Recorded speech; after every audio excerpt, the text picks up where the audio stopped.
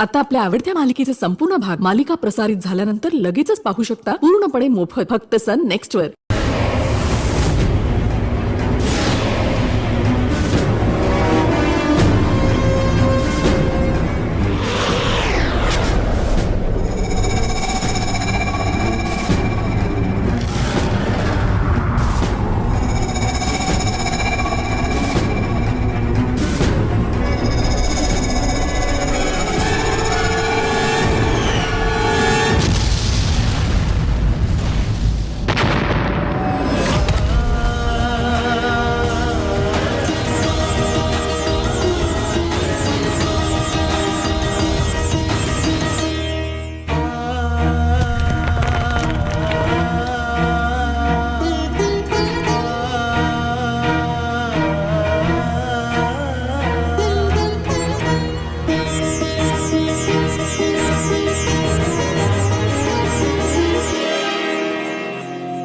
हे तेजोमयी दिव्य बालका, तुला कसे धन्यवाद देऊ मला सुचत नाही. तुझ्यामुळेच मी निंभक विंभकाच्या पाशातून मुक्त झालो, संकटातून मुक्त झालो. बृहस्पतीचा पुत्र बुध तुला असंख्य धन्यवाद देत आहे. स्वीकार कर बालका. काय आपण ग्रह बृहस्पतींचे पुत्र आहात? काय तू त्यांना ओळखतोस? हो, चांगलाच ओळखतो. याच मार्गावरून येताना त्यांच्याशी भेट झाली होती माझी. ते राक्षसांच्या बंधनात होते, त्यांनाही मुक्त करून आलो आहे. असं? अद्भुत अद्भुत. इतकेच नाही, आणखीही ग्रहांना राक्षसांच्या बंधनातून मुक्त करण्याकरता त्यांचा वध करून त्यांना स्वतंत्र करून आलो आहे. बालका, तू एक अबोध बालक असून सुद्धा इतका पराक्रमी, बलशाली, कुशाग्र बुद्धिमत्तेचा आहेस. अरे, तू ग्रहांना बंधनमुक्त करून सृष्टीच्या कार्याचा समतोल राखण्यास तू मदत केलीयस. तू सामान्य नाहीस, दिव्य आहेस. बुधदेव, आपणही तपश्चर्येने या ग्रहांचे अधिपती झाला आहात. हो बालका, त्या विधात्याच्या कृपेने मी या बुध ग्रहाचा अधिपती आहे. महादेव शंकर बुद्धी, धन, कुशाग्रमती बरोबरच सौम्यता प्रदान करतात. माझ्या क्रूर दृष्टीतून दुष्काळ, सृष्टीवरील अनेक संकटे निर्माण होतात आणि त्याच्या उलट माझ्या कृपादृष्टीने वाक्चातुर्य वाढतं. आपल्याशी भेट झाली हे माझे अहोभाग्य आहे. मला अतिशय भूक लागली आहे. मला प्रयाण करावयास हवे. आता मला आज्ञा द्यावी. दिव्य बालका, तू लक्ष्याच्या दिशेने पुढे जात आहेस. तुला थांबवणं कोणासही शक्य नाही. जा बालका, तुझे मंगल हो.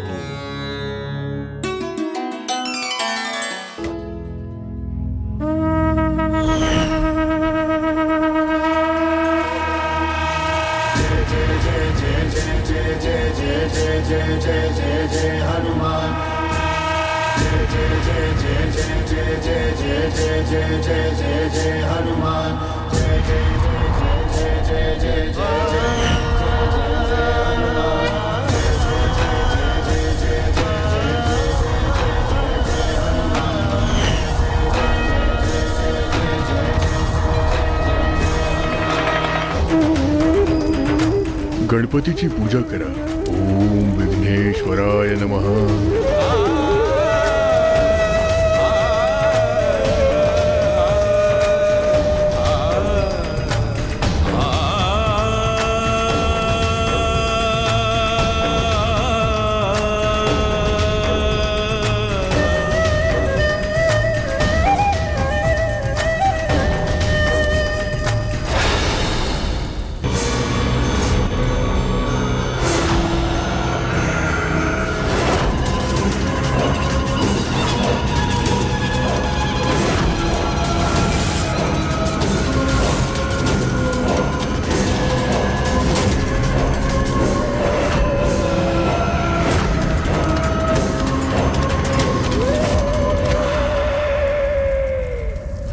हे निकुंबला देवी, माझ्या पुत्रावर कृपा कर. तो करत असलेले अनुष्ठान पूर्णत्वास जाऊ दे देवी. मी तुझ्या करिता भव्य मंदिर बनवे, भव्य मंदिर बनवे. ते मंदिर जगताच्या प्रत्येक कोपऱ्यातूनही दृष्टीस पडेल. आता तूच विचार कर माते, सर्व मातांची ही माता बनून राहायचे आहे की केवळ काही लोकातच तुझी महती राहावी असे तुला वाटते? बोल माते, मला उत्तर दे.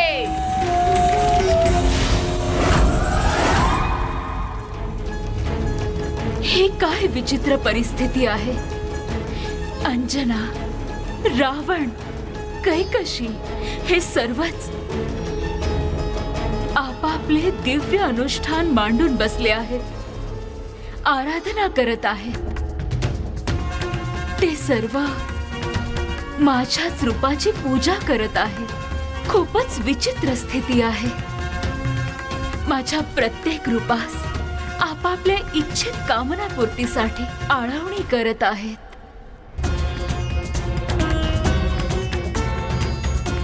आता मी काय करावे? मी द्विधा स्थितीत अडकले आहे स्वामी.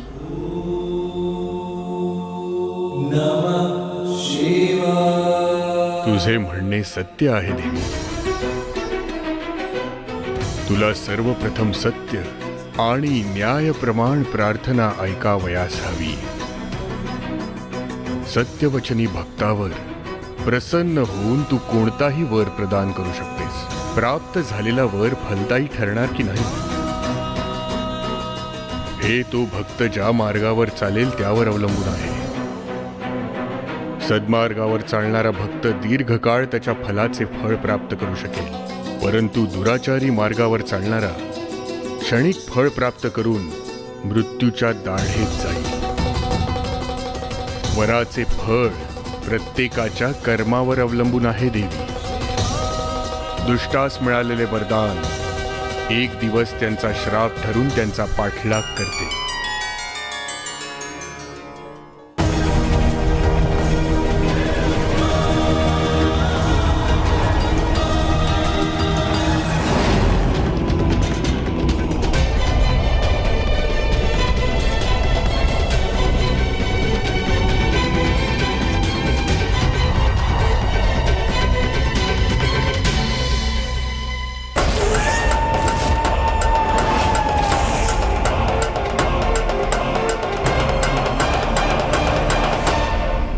यांना बाहेर घेऊन जा.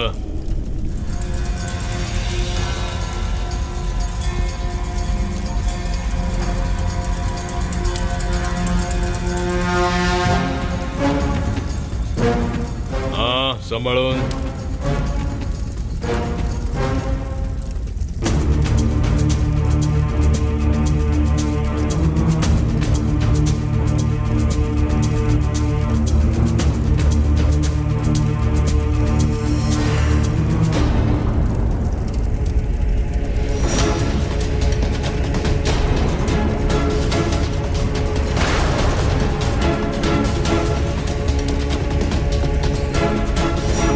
सेनाधिपती, हे काय आहे? माझा मार्ग अडवण्याचे साहस आपण कसे केले? माझ्या अनुपस्थितीत अधिकाराचा अहंकार होऊन प्रत्यक्ष मलाच विसरलात. कृपया क्षमा करावी महाराज. मी स्वप्नातही अशी कल्पना केली नाही, परंतु महाराणी आणि सुमेरूच्या प्रजेचे रक्षण करणे हे माझे कर्तव्य आहे. आपण खरोखरच महाराज आहात की मायावी रूप धारण केलेली दुष्ट शक्ती आहात हे जाणून घेणे आवश्यक आहे. तोवर मी आपल्याला आत प्रवेश करू देऊ शकत नाही. माझ्यावरच संशय घेत आहात? जर असे असेल तर मीच खरा राजा केसरी आहे. ही खूण पटवण्याकरिता काय करावे लागेल? मला युद्ध करायला लावून मारायचा विचार आहे का? सुमेरू साम्राज्याच्या सुरक्षेकरिता जर मी युद्धात मृत्यू पावलो तरी तो माझ्याकरिता केवळ गौरवच असेल. महाराणींच्या संकल्पानुसार त्यांचे हवन समाप्त होईपर्यंत मी आपणास इथे प्रवेश देऊ शकणार नाही.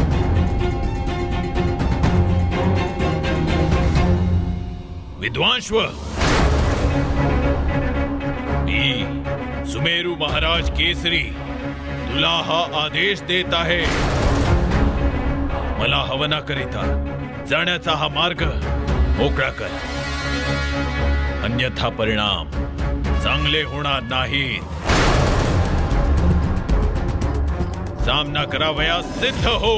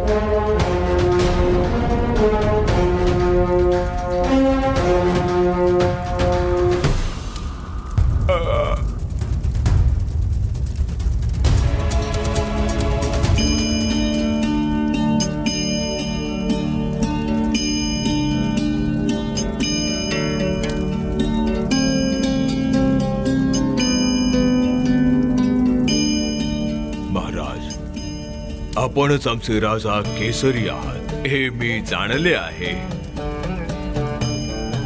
मी केवळ माझे कर्तव्य पार पाडत होतो. काही चूक घडली असेल तर मला क्षमा करावी. क्षमा करण्यास आपण कोणताही अपराध केलेला नाही, त्याची आवश्यकताही नाही. आपले आजचे हे वागणे याने माझा आपल्यावरील विश्वास अधिक दृढ झाला आहे सेनाधिपती. आपल्यासारखा सेनाधिपती प्राप्त करून सुमेरू राज्याची प्रजा सुरक्षित असल्याची खात्री पटली.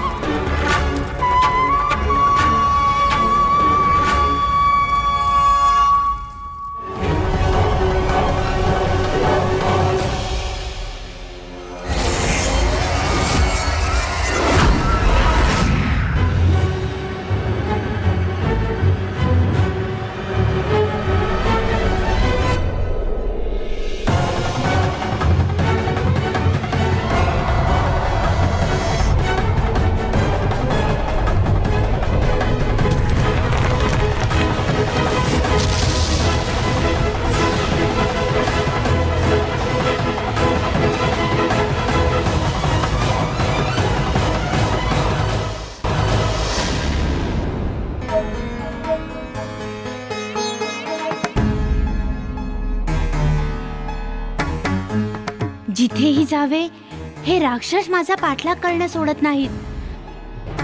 वरून ही भूक तीव्र होत चालली आहे.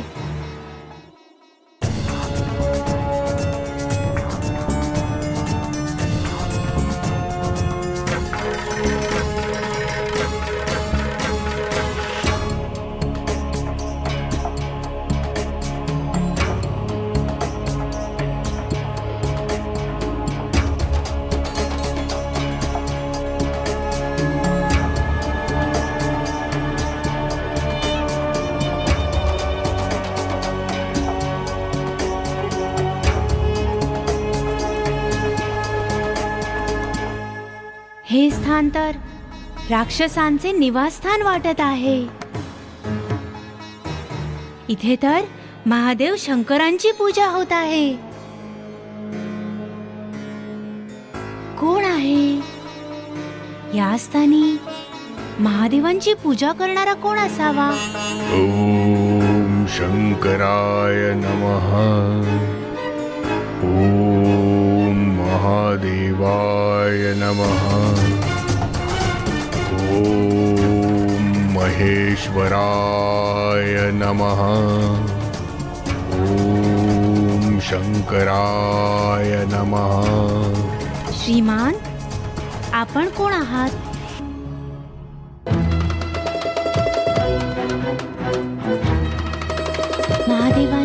इथे महादेवांची स्तुती, महादेवांची पूजा करताय? हे रुद्रांशा,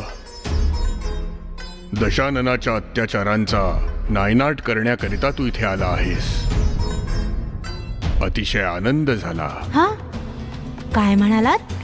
दशानन? हे नाव मी वारंवार ऐकले आहे. माहित नाही तू कोण आहेस, कुठून आला आहेस, काहीच अनुमान नाही. आपण? मी आहे शुक्राचार्य, दैत्यगुरु शुक्राचार्य. तो महाबली रावणही माझाच शिष्य. त्याच शिष्याने माझ्या शक्तींना बंधनात बांधले आहे. शिष्य? आपल्या शिष्याने आपल्या शक्ती बंधनात ठेवल्या आहेत? हे खूपच मोठे वैषम्य आहे. आणखीही ग्रहांना राक्षसांनी आपल्या बंधनात ठेवले आहे. मी राक्षसांचा कुलगुरू म्हणून मला असं बंधनात ठेवणं संभव नाहीये. तेव्हा माझ्या सर्व शक्तींना बंधनात ठेवले आहे, या पारदर्शक स्थानावर ठेवले आहे.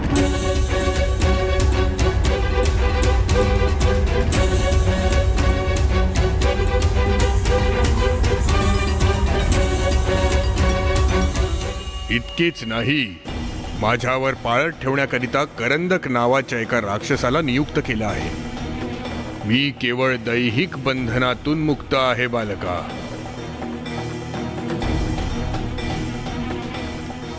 हे काचेचे बंदीगृह तुटले तरच मी शक्तिशाली होऊ शकेन. ठीक आहे, मीच ते फोडून टाकतो. हे इतके सहज शक्य नाही पुत्रा. मग यांना फोडण्याचा काय मार्ग आहे? करंडकाच्या मुखावर 4 नेत्र आहेत. ते 4ही नेत्र एक व्हायला हवेत. त्या नेत्रातून निघणाऱ्या अपार शक्तीचे किरण या काचेवर पडावयास हवे. तेव्हा या काचेचे बंदीगृह चक्काचूर होऊन जाईल. हाच या बंधनातून मुक्त होण्याचा एकमेव मार्ग आहे.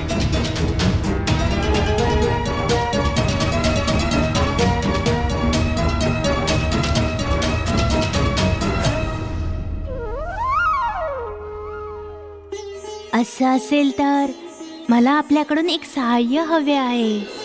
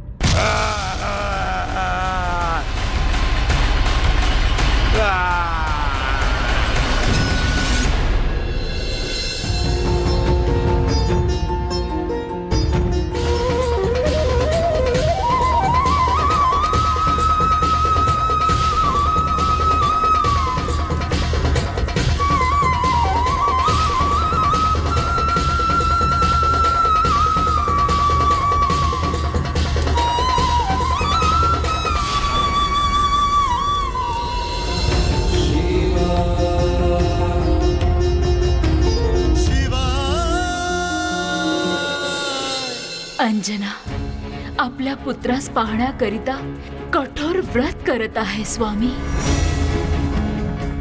तिच्या भक्ती, श्रद्धेत, साधनेत कोणतीही कुबुद्धी नाही.